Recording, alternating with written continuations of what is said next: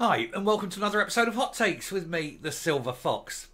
Now, for many, especially older and more rural residents, the bus pass can be an absolute lifeline. It can be, for some, the only way they can travel. Cars are expensive to keep and maintain and tax and etc. And pensions don't stretch as far as once they used to. And so for many, that little bus pass that they use once or twice a week to go shopping or see family and friends is their only way of travelling. And yet, the SNP minister responsible, Jim Fairley, was asked about the long-term plans, shall we say, over this benefit, and absolute for some necessity.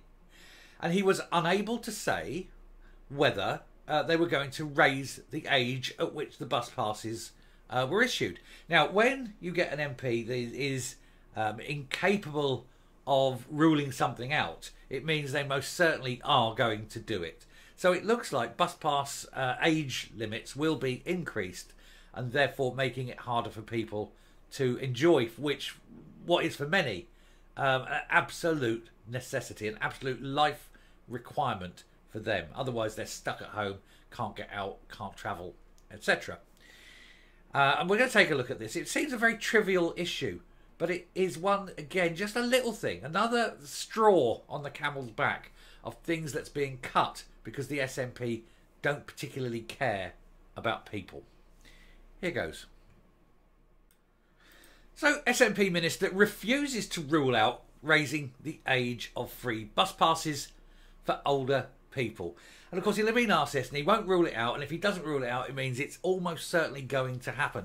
Because if they were able to say no, they'd say straight away, no, we're not going to do that, we're not going to do it. Because they'd make a big thing, a big show of it. I've worked hard to make sure this doesn't happen, or whatever the usual BS is. But the moment they answer a question that requires a yes or no, without the word no, you mean it's yes, you know. So Fairley was grilled about the bus passes for older people at a Holyrood committee. And he wouldn't rule out the raises. He gave no commitments when asked for reassurance on the current qualifying criteria. Labour MSP Monica Lennon, who quizzed the minister, said the new minister quite clearly refused to rule out raising the age limit for the older person's bus pass. They're giving them out to kids, you know, under 25s, is it, or something, to get them. Why not give them to the old people? They deserve it. They've paid in more over the years, haven't they? So this will worry a great many people, and the Scottish Government should clarify its plans urgently. Scots over 60 are entitled to free bus passes, which can be used all over the country. Passes are not means tested and are given regardless of wealth and earnings.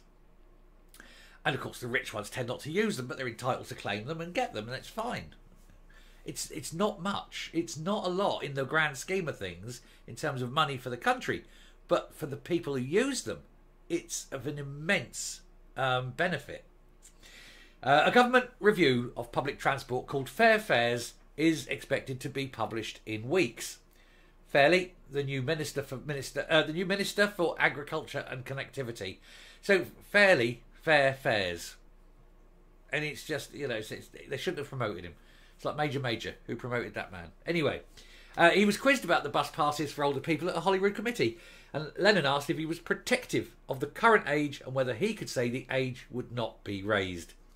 His words were, "I'll give you no commitments at the moment."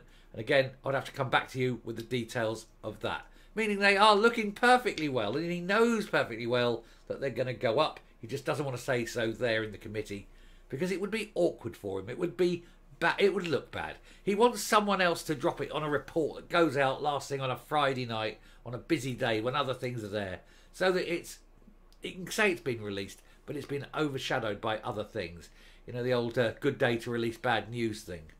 All the stuff that was released on 9/11, for example, that went unlooked at for ages because everyone was concentrating on those. They said, well, we did publish it. Yeah, right. He said, asked whether the age criteria, getting back to this, asked whether the age criteria is a red line. He said, I haven't looked at it. He says, I'm going to be absolutely honest. No, I haven't looked at it. He says, you'll just need to give me some time to get into the brief better. He's at this committee knowing that he's going to be questioned about that, and then he's saying that he hasn't looked at it. Well, either he's not doing his job properly, or his officials aren't doing their job properly, but somebody isn't doing their job and maybe should be moved or fired if they're not capable of doing it. Fellow SNP MSP Ben McPherson, convener of Net Zero Energy and Transport Committee, jumped in. He said, "Minister, if I interpreted you correctly, you were stating that you will wait until the fair reviews are published and that the government will comment then on its consideration," thus giving him, of course, a nice little easy out. Hamza Yousaf, when he was Transport Minister in 2017, launched a consultation which floated the idea of raising the age qualification because, hey, let's not make life easy for anyone. And if we can actually tackle the old, keep them locked in their houses, lonely, afraid, and not able to travel to see friends, relatives, or go shopping, then all the better. And hopefully they'll die quicker and save us a fortune on pensions. Is that the plan? It seems to be the plan. Anyway, he said the plan stated that the options for change, which are consistent with this, involve raising the age of eligibility for older people. And in this paper, we invite views on whether such changes should be considered at this time, either by raising the age in one go or gradually to bring it into line with state pension age, which will be equalised for men and women in 2018. And that was the paper that he published, Hamza Yousaf published in 2017. It is understood Yousaf was sympathetic to a rise at that point, but was overruled. Yes, people with sense said, no, for heaven's sake, don't do it, it looks awful. But Hamza Yousaf, being an uncaring psychopath, said, no, I want to make life hard for old people. Screw the old people, we don't like old people. Let's make their lives complete and utter miseries. Because that's who he is.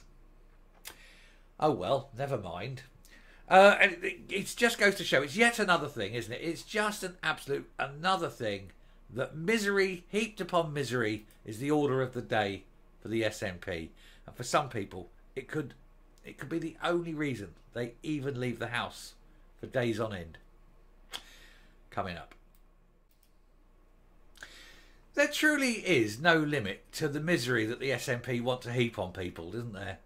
I mean, this is a nothing. This is really a nothing cost to them. It's so small in terms of government expenditure that it could be quite safely ignored. When you think they'll spend £20,000 sending Air Miles Angus to Japan, or China rather, and yet they balk at giving pensioners a bus ticket. It is just sheer, utter hypocrisy.